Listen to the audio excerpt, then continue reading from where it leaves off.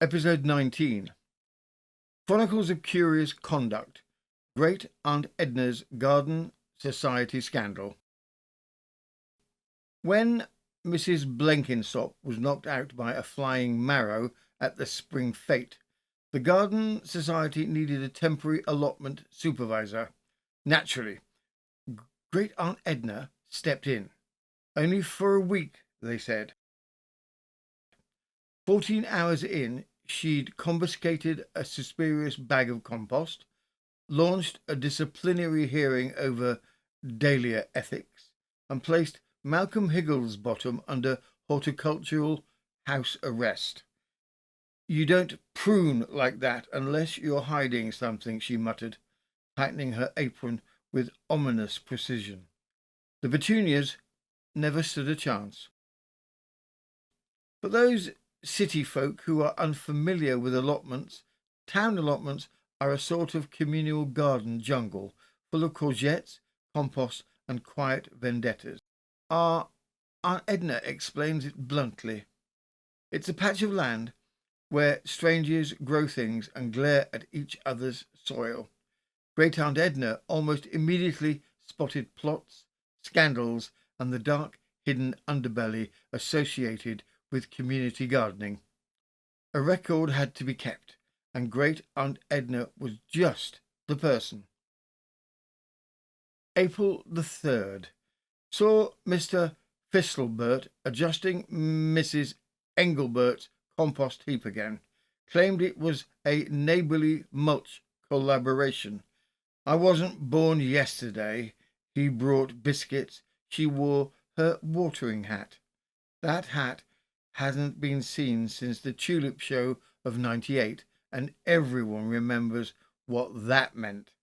Also, I noticed a suspicious bag of compost marked premium organic. Check the bin later. Banana stickers from Tesco. Organic, my hydrangea. Mark as compromised courting via compost. April the 8th. The annual Dahlia assessment. Malcolm's dahlias so vigorous they've begun colonising neighbouring allotments. Mrs. Blenkinsop suspects synthetic soil boosters. I suspect pond siphoning. Malcolm claims it's all down to the daily affirmations and bone meal. Checked his hose, found it trailing into the vicarage koi pond. Vicar is now missing 2 prize koi and several lilies. Mark as spiritual sabotage with aquatic intent. April the 17th. The AGM interrupted after Daphne Sprigsworth won Best Border Arrangement for the 3rd year running. Suspicion arose when her peonies remained upright through an unforecast hailstorm. Approached border after meeting, gave one firm prod. Plastic. Mark as polymer petal fraud with hostile geranium energy. May the 2nd. Felix Higglebottom of Plot 9 claims his fully organic carrots cured his tennis elbow. Gave one to Colin. Collins claims his knees feel youthful again, although I suspect that's just Robin's sports rub. Inspected Felix's compost. Definitely smells industrial. Found packaging from a chemical supplement labelled Grow Faster, Louder, with a cartoon turnip screaming. Mark as illicit root enhancement with questionable sloggery. May the 10th. Someone has been rearranging my begonias. Left facing now. They're never faced left. I suspect it's Dolores Featherington's doing. She's always been passive-aggressive with her pruning. Laid out chalk decoys and measured footprints. Small, likely a size 3. Dolores wears a 3.5, but has been known to remove insoles. Mark as begonia realignment incident pending confirmation. May the 12th. Group email from the choir regarding a breakdown in civility within the gardening society. Offers to mediate flower-based grievances. Spoons in tea clubroom were mysteriously all bent sideways. No one mentioned it. Malcolm seems whispering to his Dahlia. Mark as crisis stage pre-marigold meltdown.